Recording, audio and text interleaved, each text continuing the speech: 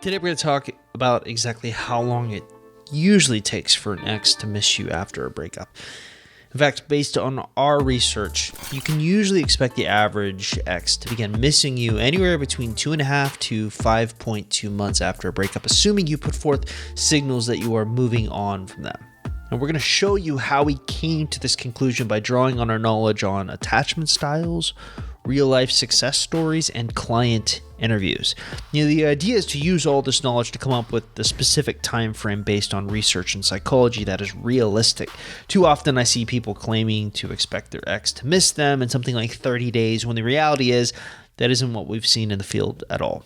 I'd like to put an end to all the speculation and come up with something today based on research. First things first though, when it comes to an ex missing you, what kind of behaviors are we really looking at? So really, when we talk about an ex missing you, the kind of behaviors we're really looking at is things like an ex admitting that they miss you, not rocket science there, asking you out on a date, bringing up positive emotional memories from your past, the response time to your texts being really quick, the conversations you're having with them are much longer than normal, they're talking about dreaming about you, they start texting you during odd times, usually when they are alone, their social media is stalking you, they're future pacing you. Here's the thing with exes missing you. At first, it probably will feel like any of the behaviors I just listed will never happen. Usually after a breakup, most exes do everything they can to avoid you. And that's why I'd like to introduce you to my concept of the wheel of death. All right, so I'd like to encourage you to actually take a minute and look at the emotional experience of a typical ex that we study by paying attention to the wheel of relationship death.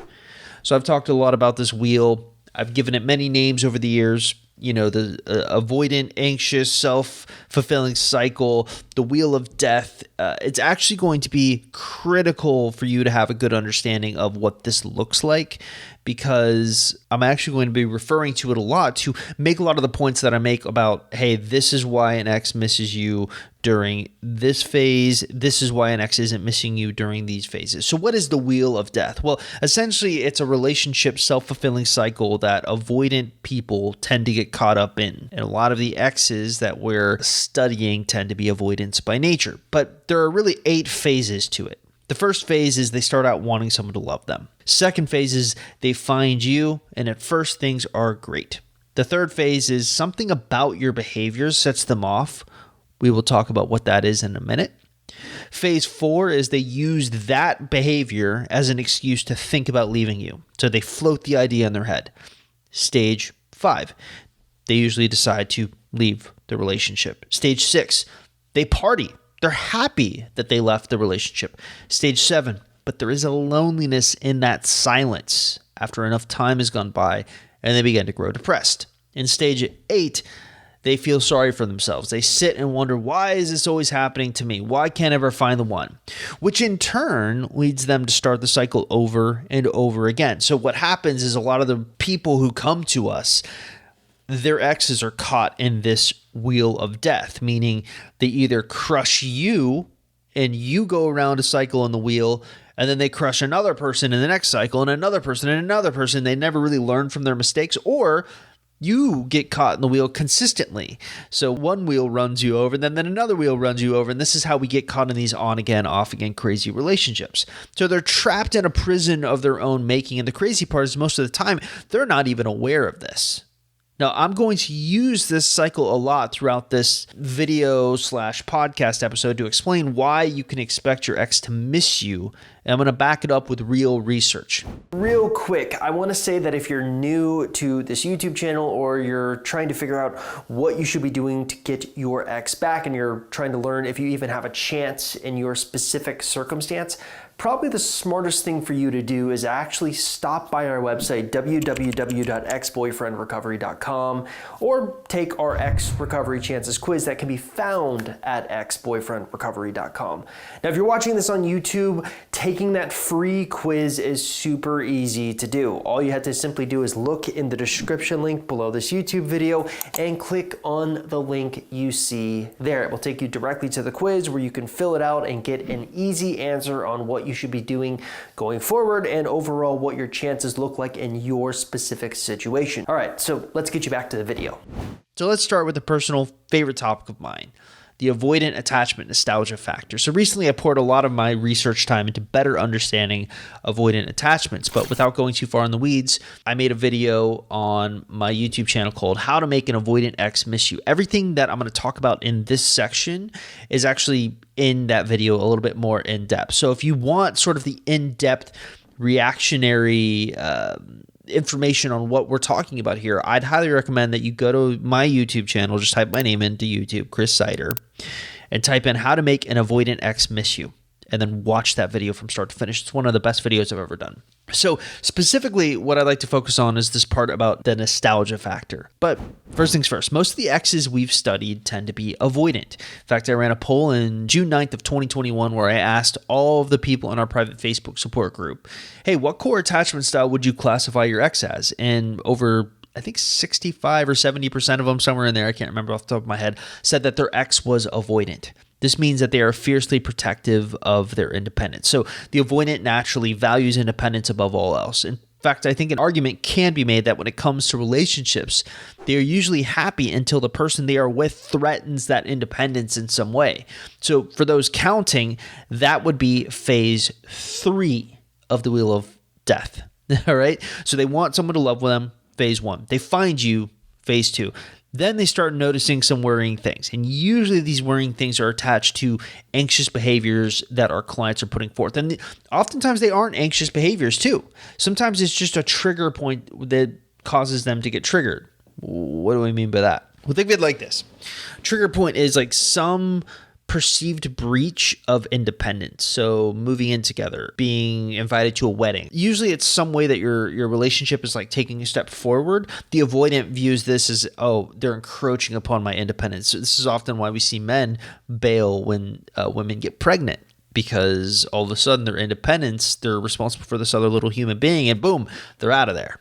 So at the first sign of trouble, they actually use this little worrying thing as a way to self-sabotage the relationship. In fact, according to one of my favorite avoidant resources, freetoattach.com, at this point, although avoidants ultimately want connection and a secure long-term attachment like the rest of us, they will start to avoid it, self-sabotage, and push away for their own protection. Having learned not to expect to reliably be happy around caregivers, that love comes with a degree of neglect. They're always expecting something to go wrong, and their subconscious mind moves to recreate this output. So it becomes truly a self-fulfilling cycle. And what's interesting even more about avoidance is at the heart of them lies this really interesting paradox. They want love more than anything else, but they won't let anyone close enough to give them that love. So something fascinating really happens around phases 7, 8, and the recreation of, the return of the wheel on phase 1 on the wheel of death when they ultimately break up with their partner. So in case you're counting stage 7, they start to feel kind of lonely. Depression sort of kicks in. Stage 8, why can't I ever find the right person? Stage 1, I want someone to love me. It's that last turn of the wheel. So a type of nostalgia kicks in this phase. And it's at this point that we have found exes are most likely to fall victim to missing you. So from a psychological perspective, what's going on? Well, a lot of things. There's obviously the self-loathing aspect that kicks in, the feeling sorry of oneself in stage 7. I'm starting to feel kind of lonely. But it all culminates in this nostalgia phenomenon where they can finally feel safe missing you. Once again, pulling from Free to Attach, without the danger of reciprocity, so particularly after an ex has moved on, liberation from fear of engulfment finally gives free rein to an avoidant's latent romanticism. An ex being truly unavailable may even produce a pervasive enjoyment. They are at liberty to fully miss and think wistfully of them, while it also confirms their self-belief that people won't stick around. Sometimes in relationships, they may imagine their partner with another to trigger this. This is often why it can feel like it seems like forever for an avoidant ex to miss you, and brings me nicely back to the next bit of research I'd like to pull up for you, learning from our success stories. So one of the pages that often gets overlooked on our website is actually our success story page. I'm actually personally proud of it because I feel like Ex-Boyfriend Recovery is one of the only outfits that actually interviews our clients who succeeded in depth on how they succeeded in making this ex come back or moving on from an ex. But what's particularly relevant about this page is that we've combined all of the important information into like little bite-sized snippets so that you can see what real success looks like and how long it typically takes. So, for example, on the success story page, we have this part called Success Story Insights. So where we break down the average length of how long a success story will take. 5.2 months. Our average success story time frame for our clients occurs approximately 5.2 months after they began working with us. The types of situations we've seen successes in. When exes have moved on to someone new, had an ex tell you they didn't love you, ex being blocked, it goes on and on. Percentage of coaching success, 70% success rate for our higher end coaching clients. These are our paying coaching clients, people who actually pay to work with Coach Anna, me, right now Coach Tyler. A recent study of our coaching practice in 2021 has suggested that we have seen success rates of 70%. Now, it's important to understand we also view success as people who make a conscious effort to move on and find someone else. So it's important to understand that's wrapped up in there. Now, the thing that probably jumps out to you immediately on this page is the success story time frame. So on average, it takes our clients around 5.2 months to see success in getting their ex back after they began working with us. Now, the key part here is to remember that this is after they start working with us. So all of those get your ex back programs that claim they can get your ex back in 30 days, well, let's just put it this way. Based on everything we've actually experienced, they're complete BS. Anyone who claims that is BS. And the science really backs us up on that. An avoidant, the average attachment style of most of our clients' exes, isn't going to entertain the idea of missing you until they feel like you've completely moved on from them.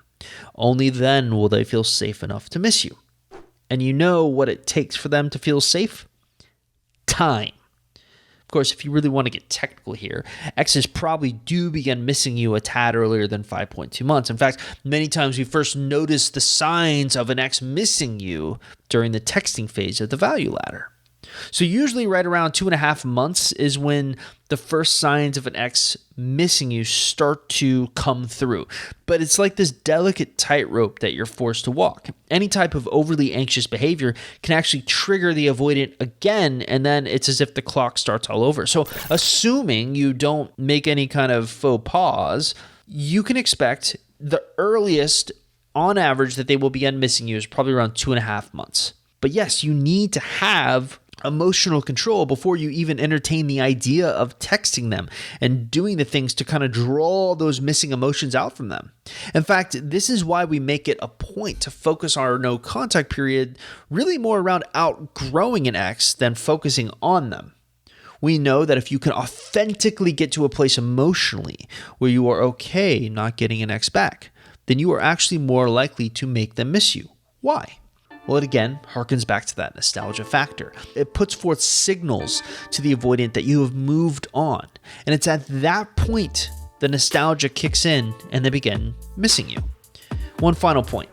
This outgrowth mindset, it's not something you can fake. You actually have to make an effort to outgrow your ex. So, what are you waiting for?